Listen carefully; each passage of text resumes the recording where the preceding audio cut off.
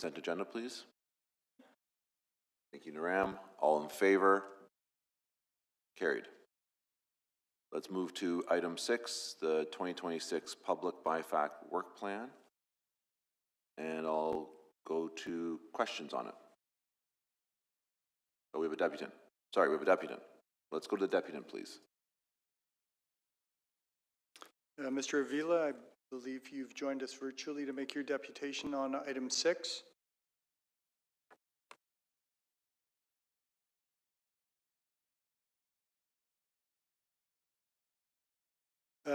Mr. Avila, I think you're muted.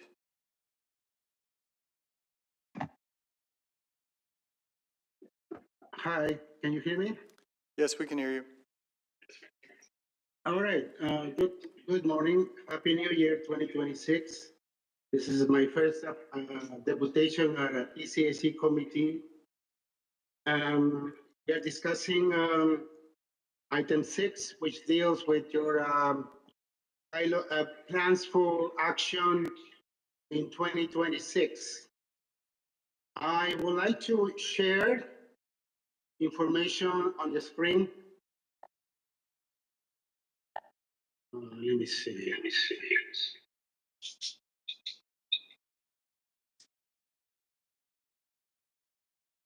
All right. On the board of directors meeting, October 17th, I asked Noah Slater, what is the update for 220 Oak Street in terms of state of good repairs, et cetera, et cetera. It's 2026, and we have heard no updates with regards to the update for the 220 Oak Street, Gerrard River. It is not listed on your plan, by the way.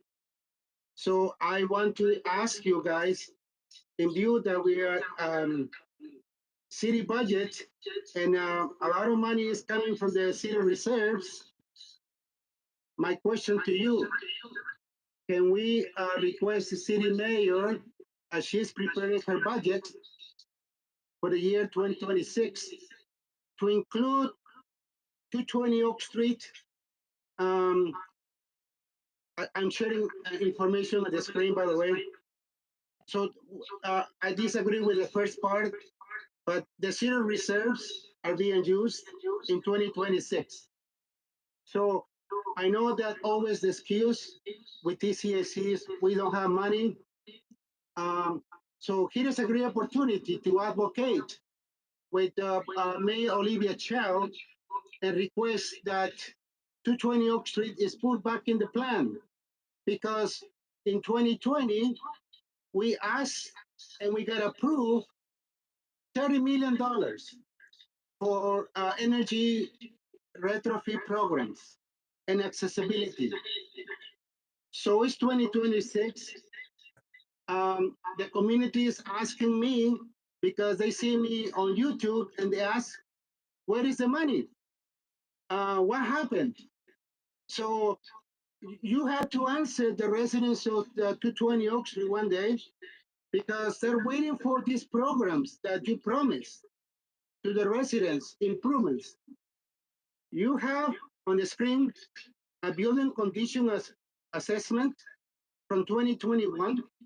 It is a very bad report that shows that there is the need to repair a lot of things inside the building.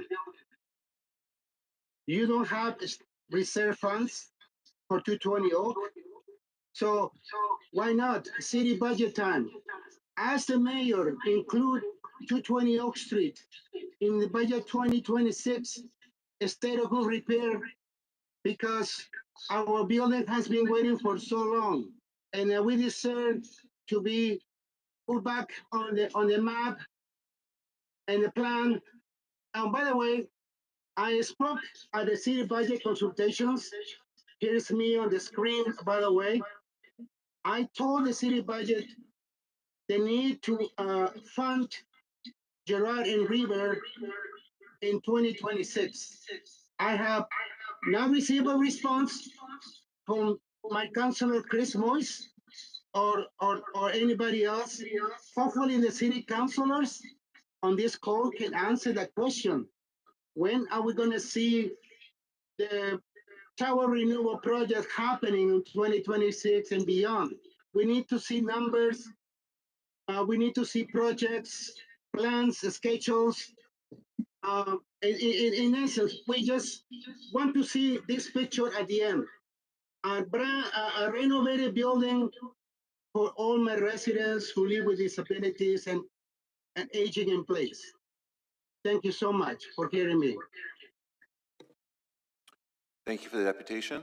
A couple of those points, I can assure you, we're asking the city for more money for repairs and improvements all the time, but certainly on an annual basis, part of the budget. So we're always looking for more money, and the facilities management team has a plan on the prioritization of buildings. I'm not sure if they're prepared to speak to the specific 220 Oak, or Sean, you would like to say a few words? I'll pass it to you.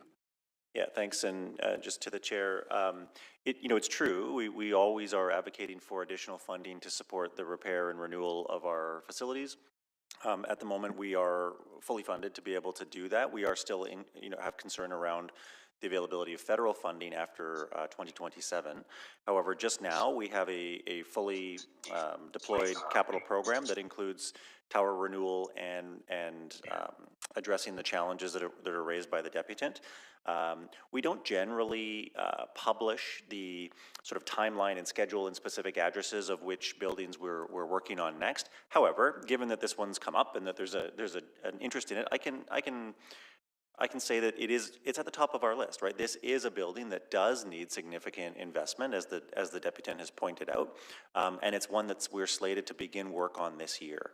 So we continue to make investments in buildings all across the city, particularly once they cross a particular threshold for the need for renewal investment, and this is one that's absolutely at the top of our list. So the BIFAC committee will receive more information this year about the investments we're making across the portfolio, including at 220 Oak.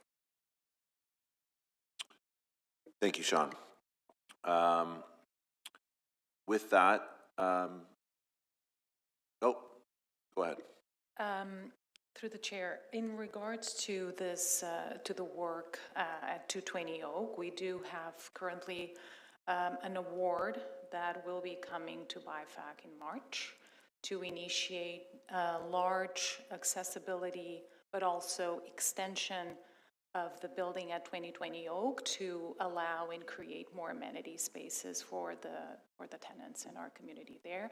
We forecast the construction to start in May, if there are no unforeseens, if everything goes well. Yeah.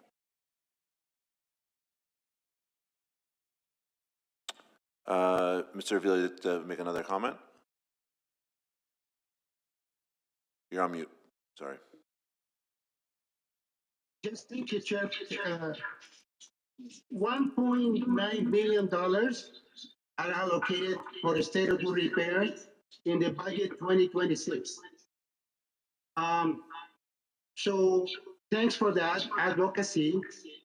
But with regards the energy retrofit portion is the one that more concern our residents, like replacing of the windows, insulation, fixing the rooftop, et cetera, which is embedded on the building condition assessment.